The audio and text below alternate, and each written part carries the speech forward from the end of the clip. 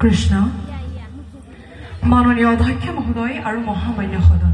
মাননীয় অধ্যক্ষ মহোদয় এইখন সেইখন অসম যিখন অসমত অসমীয়া ভাষাটোকে সুৰক্ষা প্ৰদান কৰিবৰ বাবে কেইবাগৰাকী অসমীয়াই আন্দোলন কৰিবলগীয়া হৈছিল এইখন সেইখন অসম মাননীয় অধ্যক্ষ মহোদয় যিখন অসমত অসমীয়া ভাষী অনা অসমীয়া ভাষীৰ অবৈধ অনুপ্ৰৱেশ ৰোধ কৰিবলৈ 855 গৰাকী অসমীয়াই তেজৰ বুলেৰে ইতিহাস ৰচিত কৰিছিল মাননীয় অধ্যক্ষ মহোদয় যিটো সময়ত অসমীয়া ভাষাক লৈ তুচ্ছ তাচ্ছিল্য কৰা হৈছিল যিটো সময়ত অসমীয়া মাধ্যমক লৈ প্ৰশ্ন কৰা হৈছিল ঠিক তেনে প্ৰেক্ষাপটত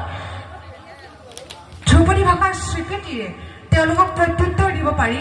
যে ধ্ৰুপদী ভাষাৰ স্বীকৃতিয়ে অসমীয়া ভাষাৰ ভৱিষ্যত সুৰক্ষিত কৰিব আৰু এই ধ্ৰুপদী ভাষাৰ স্বীকৃতিয়ে প্ৰত্যেকগৰাকী অসমীয়াক গৌৰৱান্বিত কৰি তুলিছে মাননীয় অধ্যক্ষ মহোদয় মূৰত উপনি হল বুলি আমি গোটেই চুলিখিনি খুৰাই পেলাব নোৱাৰো ঠিক তেনেদৰে একাংশ অসমীয়াই যদি গুড নাইটেৰে দিনটো শেষ কৰিছে আৰু গুড মৰ্ণিঙেৰে দিনটো আৰম্ভ কৰিছে ঠিক তেনে প্ৰেক্ষাপটত কৃষ্ণ বুলি দিনটো আৰম্ভ কৰি কৃষ্ণ বুলি দিনটো শেষ কৰি কৃষ্ণ আই বাপ বুলি সম্বোধন কৰা জ্বলন্ত উদাহৰণ হৈছে শ্ৰীমন্ত শংকৰদেৱ সংঘৰ প্ৰত্যেকগৰাকী সংগী মাননীয় অধ্যক্ষ মহোদয় এটা সময়ত ভাৰতবৰ্ষৰ ছাত্ৰ ছাত্ৰীয়ে সংস্কৃত ভাষাত গৱেষণা কৰিবলৈ হাবাথৰি খাবলগীয়া হৈছিল কিন্তু 2004 চনত সংস্কৃত ভাষাই ধ্ৰুপদী ভাষাৰ স্বীকৃতি লাভ কৰাৰ পাছত বিশ্বৰ বিভিন্ন প্ৰান্তৰ কেইবাখনো আগশাৰীৰ কেন্দ্ৰীয় বিশ্ববিদ্যালয়ত ভাৰতবৰ্ষৰ ছাত্ৰ ছাত্ৰীয়ে গৱেষণা কৰিবলৈ স্থান লাভ কৰিছে ঠিক তেনেদৰে যদি অসমীয়া ভাষাই বৰ্তমান ধ্ৰুপদী ভাষাৰ স্বীকৃতি লাভ কৰিছে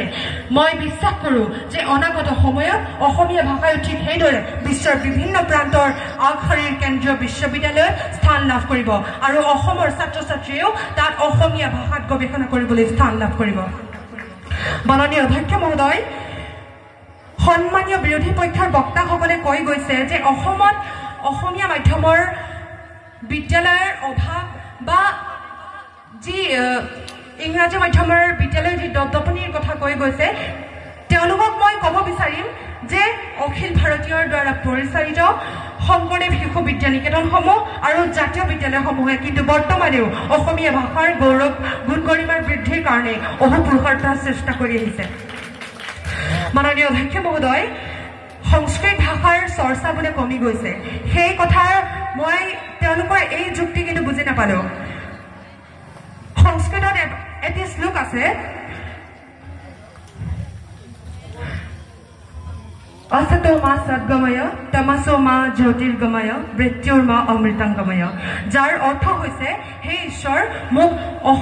অসতৰ পৰা সৎ পথলৈ আনা মৃত্যুৰ পৰা অমৃতলৈ আনা আৰু পোহৰৰ পৰা আৰু আন্ধাৰৰ পৰা পোহৰলৈ আনা